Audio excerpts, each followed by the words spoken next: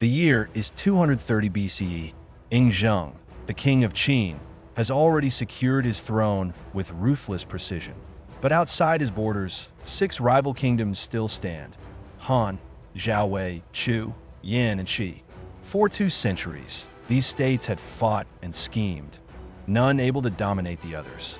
But for Ying Zheng, compromise was not an option. He was not content to be one king among many. He would be the only king.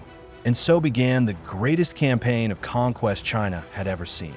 In the ancient Chinese world, alliances shifted like the wind. But Ying Zheng and his strategists mastered a principle that would prove decisive: ally with the distant, strike the nearby.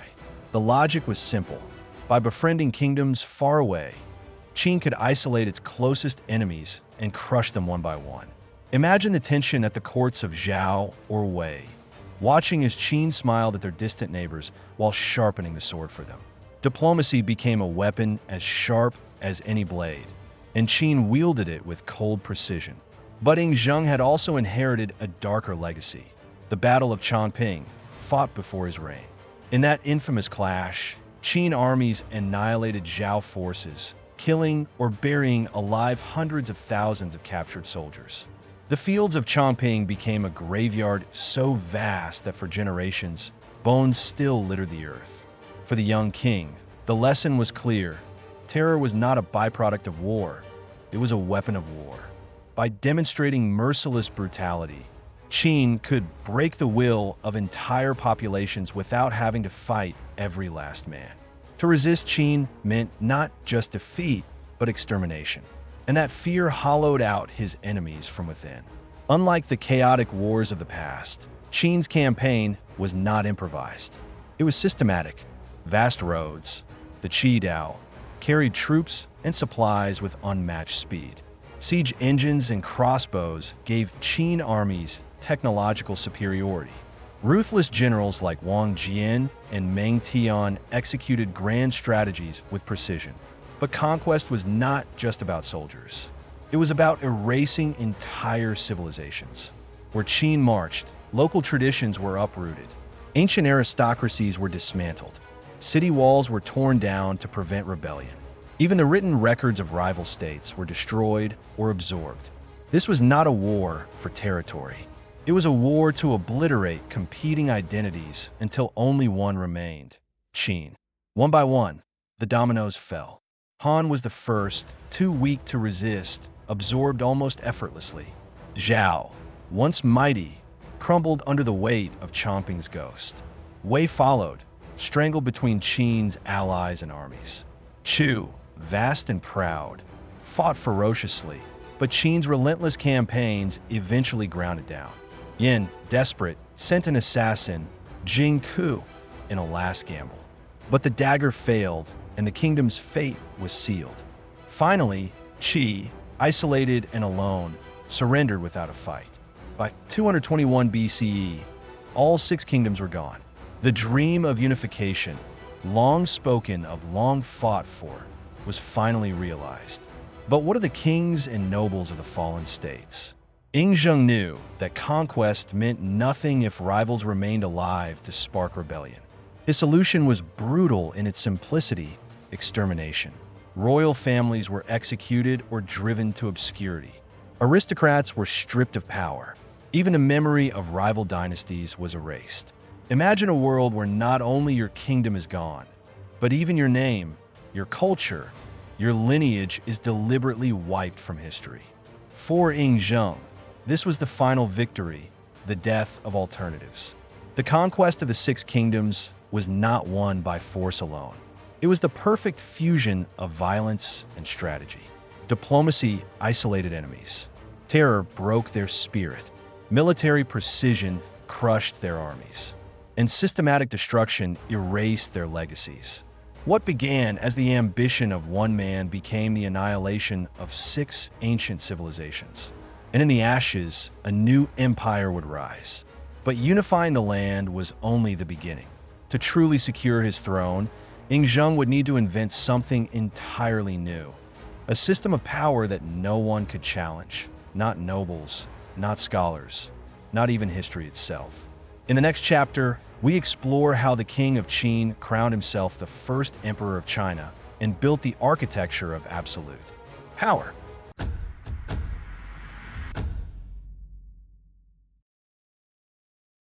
Chapter 3.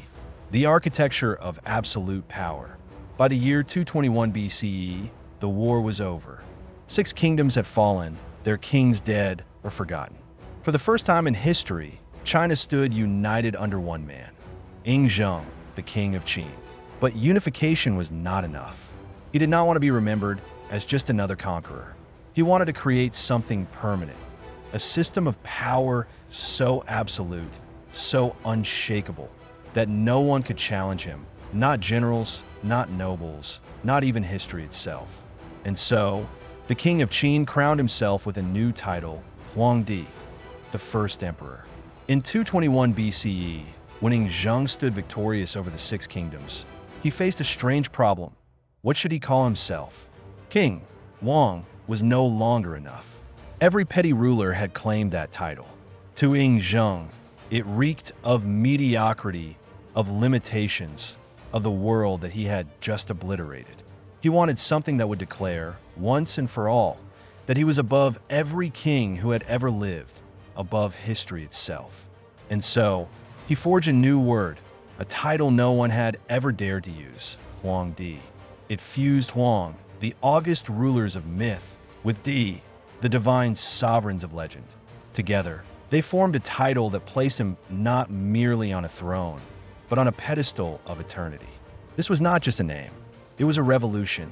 It was the birth of the emperor, a role so powerful that it would define China for the next 2,000 years. But how could one man, even a god emperor, control an empire so vast?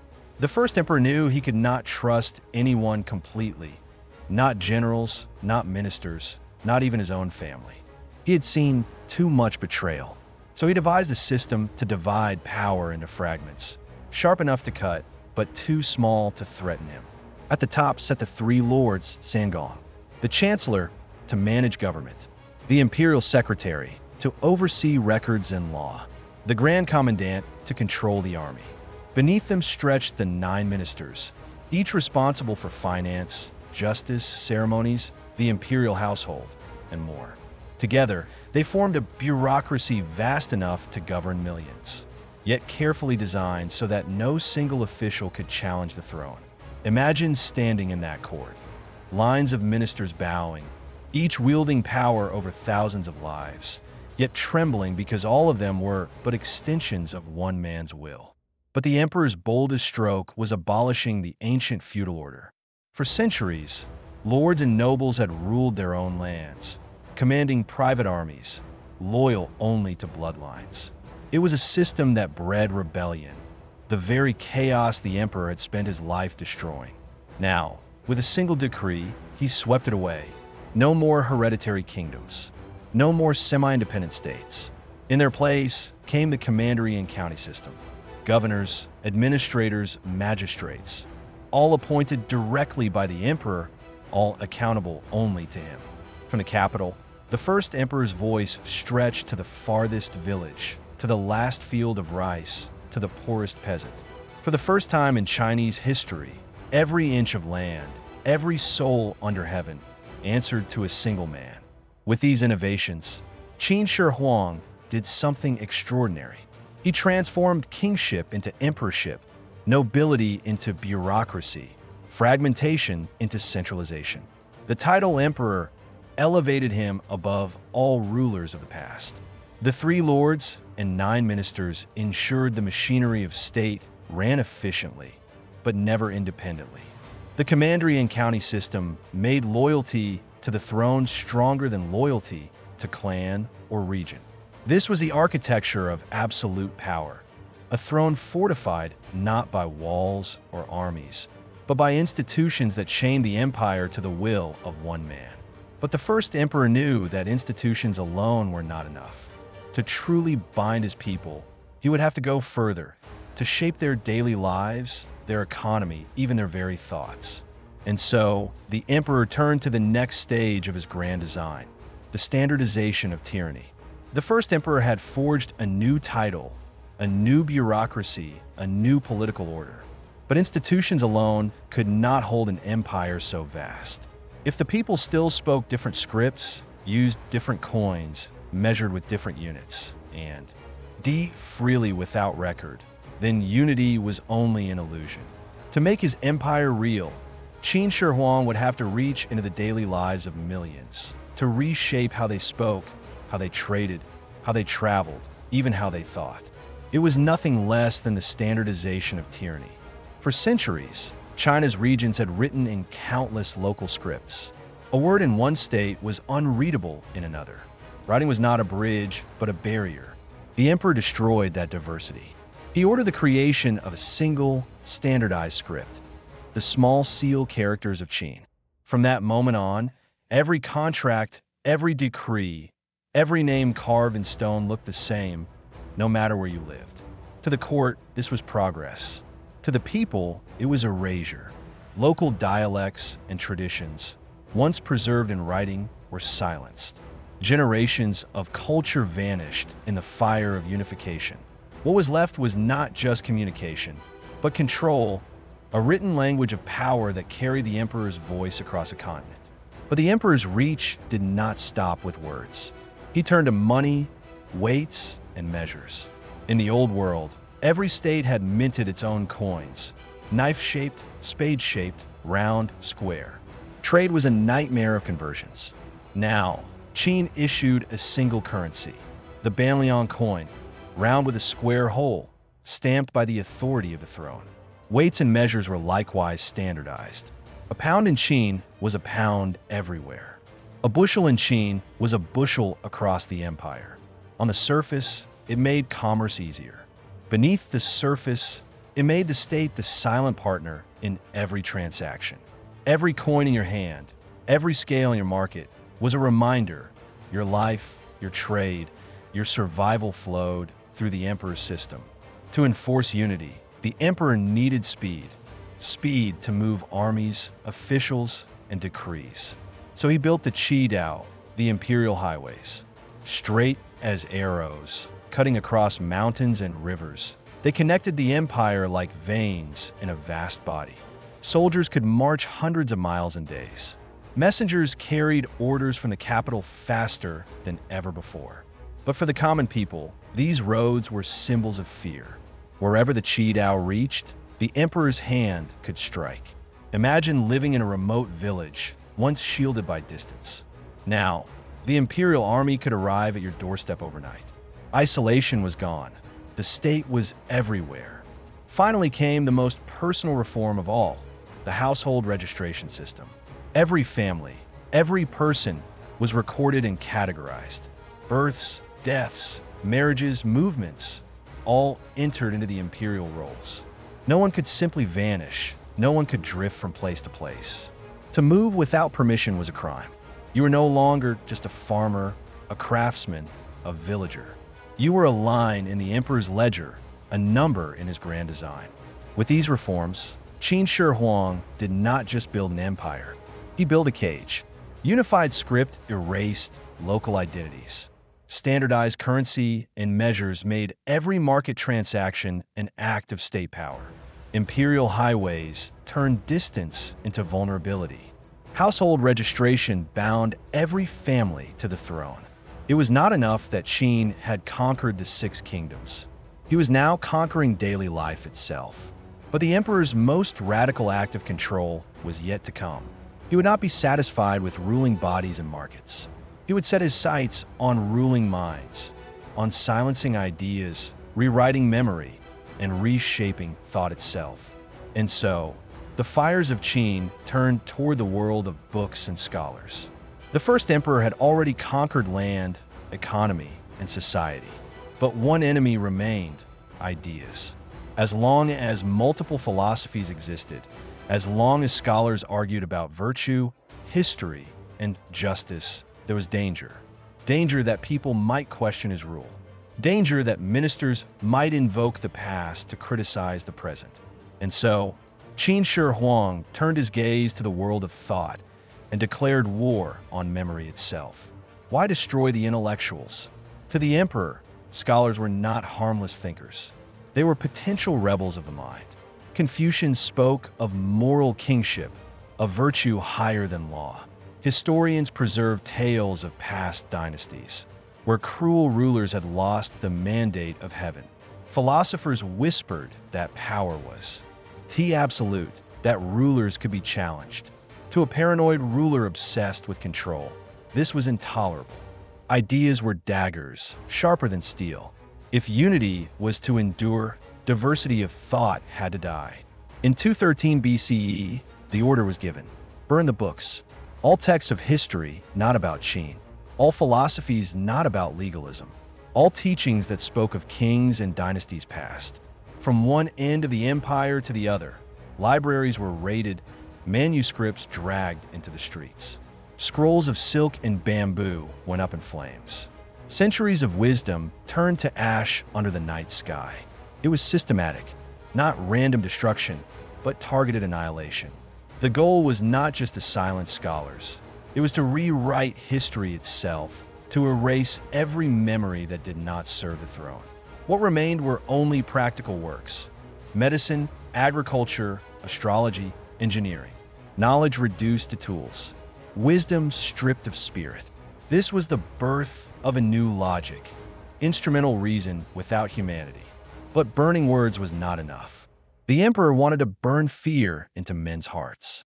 In 212 BCE, dozens, some say hundreds, of scholars were executed, buried alive, or slaughtered publicly. Their crime? Daring to criticize, daring to preserve memory, daring to speak. The spectacle was political theater. The message was unmistakable.